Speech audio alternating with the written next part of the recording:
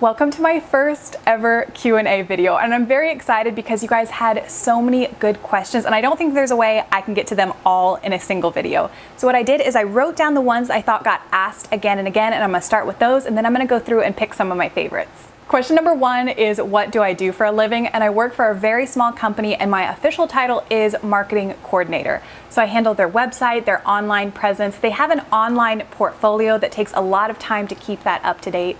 And then I also create any ads and print materials. And I really like doing the print materials. It's very creative and fun to do. We just finished up with a new brochure, and I'm really happy with how that turned out. But if you've ever worked for a small company, you know that nothing is really outside of your job description. You can't say like, that's not my job. You just have to step up. So I'm also a part-time receptionist, a very unwilling IT person when necessary. So even if my day doesn't go exactly how I planned, I still really like working there. My days go by quickly and it's very creative, so I enjoy that. And I've been there for 4 years and a few months. A lot of these questions were about Jeremy, so I'm gonna tackle those really quickly. I went to one school from K-5 to 10th grade. And in 11th grade, we moved out a little bit further and started going somewhere new. And it was at a small school, and then we went to a much smaller school. And I was in Jeremy's class, and he's quiet. He's just a quiet person in general, but he was intensely quiet when I met him in 11th grade. And I sat behind him in chemistry class. And this sounds so weird when I think it in my mind, so I don't even know how it's gonna sound when I say it out loud. But I sat behind him a row and then to the side, and so I couldn't really see him, just like the back of his head, but I could always see his hands, and I thought he just had like the nicest looking hands, which it does sound weird now that I'm saying it. But maybe halfway through the first semester, he and I must have both been sick or out a day. So when we came back to school the next day, they were having a pop quiz, so the teacher said that we could wait out in the hall and then make up the pop quiz later. So when we were out in the hall, it was just quiet, just dead silence, and it was so awkward because neither one of us was talking. So I asked him to tell me a story, and I didn't even think he was going to answer me, but he ended up telling me the weirdest story about his brother and an alarm clock. And then after that, that was pretty much it. And we've been together ever since. We broke up once at 18 or 19. But that's a story for a different day. So yeah, I met Jeremy in 11th grade chemistry class. If I'm looking more glowy as this video goes on, I think something's wrong with our air conditioner. And we are having somebody come out later this afternoon, so hopefully it's not something huge that's wrong with it, but it is getting quite toasty as the sun comes up.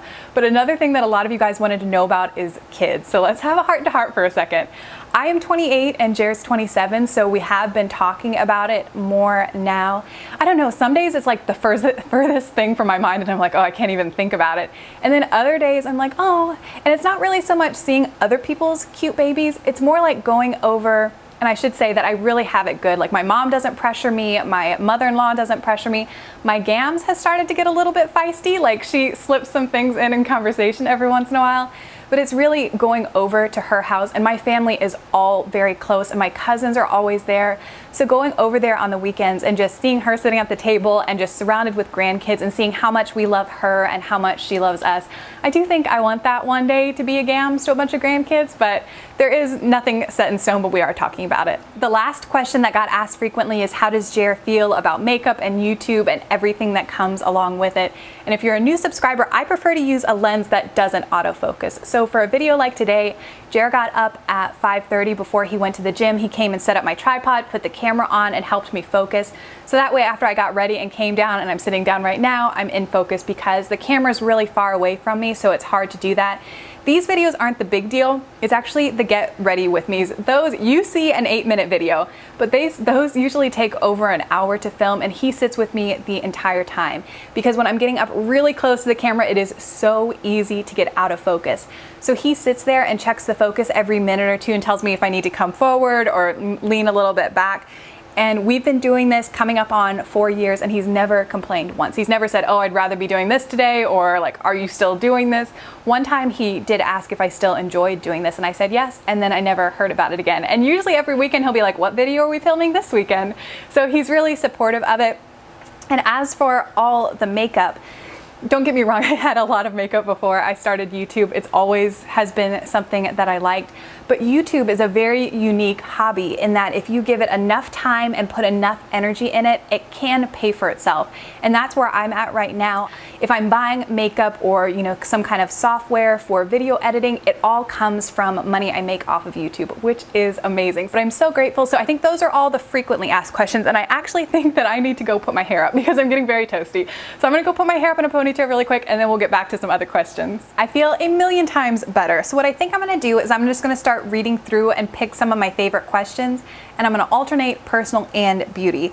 So the first one is a beauty question. This is asked by Barb APAV, and they ask, what is your favorite Paula's Choice product ever? And that is hard. I am thinking of doing a top 5 Paula's Choice video coming up pretty soon. But if I had to pick, this is a product I have used for years and years and years, but every time I use it, I am still amazed at the results. It is the Resist Weekly Resurfacing Treatment 10% AHA. I use this once a week and I use it at night, and when I wake up the next day, you have like a new face. If you have any kind of skin texture issues, flakiness, anything like that, just uneven feeling to the top layer of your skin, this is the best thing I've ever found to combat that. Tharpian Wonder, hopefully I said that right, says, hi Ashley, I also live in the Fairfax, Northern Virginia area. What are some of your favorite places to eat or go on date night? To eat, I love the Great American Chain. So that is Jackson's, Coastal Flats, Sweetwater Tavern, Mike's, Ozzy's, Artie's, Carlisle. Am I forgetting some? I don't know. I could happily eat at any of those. I love the brunch at Jackson's, and I love Coastal Flats for their shrimp roll. That is my favorite. So those are some of my favorite restaurants. And then for date night, when I was very little, my parents always had date night on Friday night. So we knew that we were going to my Gammy's and they were going on date night. And I think a lot of the times they went to Old Town Alexandria. So in my young mind, Old Town Alexandria equals romance. And I think that just continued with me through life. So some of the best dates that Jarrett and I have ever gone on have been in Old Town. For this next beauty one, I'm gonna combine 2 questions. My friend Savannah asked current favorite nail polish brands. And then let me hop over to Facebook. Someone had the best question. I really like this one. Hold on one second. Okay, her name is Stephanie and she had a whole list of questions, but the first just made me laugh. If you were a nail polish, which would you be and why? And that's such a random question, but when I read it, I immediately knew the answer. It is Butter London's All Hail the Queen. And why I think I would be this nail polish is that it looks very professional, but when you put it on your nails, there is this super fine micro shimmer. So I think I can be pretty professional, but I also have a creative side. And then I think also from a distance, I can come off as a little bit quiet, but then once you get to know me, I'm a little bit more feisty. So if I was a nail polish, I would be All Hail the Queen. And then back to Savannah's question, my current 3 favorite nail polish brands. Butter London is a longtime favorite, and then this last year in 2014, I started using a lot of Nails Inc. The one I grabbed is the Victoria Beckham. This is, I think it's called Bamboo White, and I love that one. I also love the Nail Kale range, and then more recently, which I'm going to be talking about in my upcoming favorites video, which will go up next week, I've been loving the Smith & Colt brand. So those are all my nail polish answers. Okay, quick shout out to Lily Genuine Glow and Diana Our City Lights. Lily says, why are you so cute and lovely? And I don't know what I would do. I'm getting ready. One of the questions I'm going to answer is about natural products. So I'm going to come back to Lily in a second. And then Diana says, when are we hanging out? And cool thing, today is actually, you know how you can get on, what do they call it? The little flame comes on Snapchat when you're on, why am I not thinking of that word? Streak, that was the word that I'm looking for. You know how you can be in a Snapchat streak with someone if you're very consistent with snapping back and forth?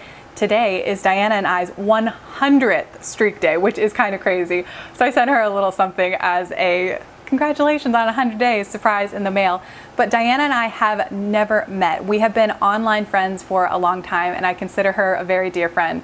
So one day, she is on the West Coast, I'm on the East Coast, and we'll be in the same place at the same time someday, and I will give her a giant bear hug. I'm gonna combine 2 more questions into one. First, Sarah T. Lynn, she asked a couple style questions, and then she says, what are some of your favorite stores to shop at? I love Loft as well. And then further down, Diva Esquire 14 says, where do you purchase all of your cute kitchen tools? Your flower embossed measuring cups, measuring spoons, bowls, etc., as well as the candles you burn in the background. So for Sarah's question, 95% of all my clothes come from Loft. I like to dress simply, but I also like some feminine touches, and I think Loft does amazing at that. And Loft is pretty much always having a sale, and I think for the most part, the quality of the clothes and the sizing is fairly consistent across the board. So I really like that. So Loft is kind of just like my comfort zone. And then if it's something I really like, it's something that's not going to go out of style, I like Madewell, and it's much more expensive there, so I don't shop there that often. But I'll give you an example. I bought a lot of like Old Navy plaid shirts or American Eagle plaid shirts, and after a season they're not looking as fresh, but I've had some of the Madewell button downs for years and they still look as good as the day I bought them. So Loft, Madewell occasionally. And then if money wasn't an option, I think I would just be this crazy lady covered in all kinds of patterns, and I would shop exclusively at Anthropologie. I think their clothes are just cool, and I know some of them are weird and sometimes they have way too much fabric, but if I really want a unique dress, I usually go to Anthropologie and just cross my fingers that it's on sale. And Anthropologie is where I got all of the measuring cups and bowls that you're asking about, and that's where I get most of my candles. A lot of people were curious about what ignited my interest in natural beauty products, and it was this book, which I can't remember where I saw. I think it might have been Pinterest. It's called No More Dirty Looks: The Truth About Your Beauty Products and the Ultimate Guide to Safe and Clean Cosmetics. And I really enjoyed this. It's written in a very conversational tone, so there's not a lot of stuff that's hard to understand. And this just opened up my eyes. I didn't even know that there was really high quality natural makeup. And some people also asked, if I use natural products, why do I continue to use conventional products? First of all, I've had some great success with natural makeup, and I've had some terrible stuff that I will never use. For about 3 or 4 months last year, I decided to go completely natural with my skincare and just kind of as an experiment, and it did not end well. And I think I've written this in the comment section a couple times, but I got that terrible cystic acne. It came back. And the second I went back to my Paula's Choice, it was like, so I think I'm never gonna stop using Paula's Choice. But what I have done is I have my set of Paula's Choice products, and I've added in some really nice natural ones too. So I'm going to leave some people down below, but I really recommend you following Lily from Genuine Glow. Her blog is awesome. I love the Eco Diva beauty site, Spirit Beauty Lounge, Citrine Natural Beauty, and Citrine Beauty, I think it's Citrine Beauty AZ on Instagram. If you want some really beautiful makeup inspiration, I would recommend following them. Also Organic Bunny and Beauty by Brittany. So if you're interested in natural products, those are all some great resources, and don't worry, I will have everything listed in the description box. These next two questions, which I'm sure she's covering my microphone, so I'll put her down, are about my cat, so I thought I would show her to you. That is Momo, and let me see, April on Facebook asked, tell us a little bit about your cat. And then over on Instagram, Leah says, if you got another cat today, what would you name it? So Momo, kind of a crazy story, but my sister's old boss found her on the side of the road in a box, and I really can't even really think about it sometimes. I just don't understand. She's beautiful. She's a beautiful cat. When we got her and took her to the vet, she has a lot of Himalayan in her, so she's beautiful, and she's really good. She's really well behaved. So that somebody left her on the side of the road just boggles my mind. So that lady took her in, but she already had a lot of animals, and Momo just didn't do well. There was like farm animals and a lot of other cats. So she just lived in the back room in a corner, and it just wasn't a good life, so the lady wanted to pass her on to somebody else. So my sister helped arrange it, and we have loved her since day one. And I love her, but Jer loves that cat. And her original name was, I can't say it, it's hard for me to, Smushy Face, and Jer completely vetoed that. So he named her after a character in a video game. And it's not Final Fantasy. I'm not gonna be able to think about it, but I'll put it right here on the screen. And Momo is a character I guess he liked in a video game from his childhood. So if we got another kitten, which my cousin got a kitten this summer and fell in love with him, but my cousin still has 1 more year left of college, so I think Jer and I are gonna cat sit his cat until he's ready to take him back. And his name is Zeus. So I've been reading a little bit about how to introduce a second cat into a house, but if you've had any experience with that and have any tips, I would love to read it, because we have quite a small home, and I really want them to get along. And I think it could be good for Momo since we're gone, at work all day, to have a friend. So I'm hoping that works out. But I think Jer would really like a kitten one day, to have somebody really small and to watch him grow up. And I think if we did that, we would name him Honey, because in the video game, Momo's sidekick was Honey. So Honey is the answer to your question, Leah. Okay, I feel like I've been talking for forever and I'm officially sweating. So I think I'm going to just quick fire answer a few more before I end this video. Someone asked how I keep my teeth so white. Thank you very much. They're actually not that white in person. My number one tip is to sit in front of a huge picture window because I think it bounces back the light a little bit. So they're not as white in person, but I have been using some new dental stuff and I heard about these from Mercedes. And if you are interested in natural products, I should have also mentioned Mercedes and Terry's YouTube channels. So I will link those down below. But Mercedes talked about this company called the Holistic Science Company. So I bought their mineral paste plus activated charcoal mint and lavender toothpaste, and I've been enjoying that. It's black, so it's a little bit weird to brush your teeth with. And I also bought their mouthwash with CoQ10. And both of these are supposed to help with whitening. I like the toothpaste. The mouthwash, Listerine has nothing on this. This makes my mouth just burn. It is powerful, powerful stuff. But I think it works, and it definitely leaves my mouth feeling clean. But I'm not sure if I would repurchase the mouthwash. I don't know, I just have to like psych myself up before I use it. And then do I plan on doing any more planner videos? And I'll definitely do one when the new Inkwell Press planners come out for 2016 so I can show you those. I'm thinking about buying a nude Filofax. I think that's the one I want so I can get the inserts and show you those as well.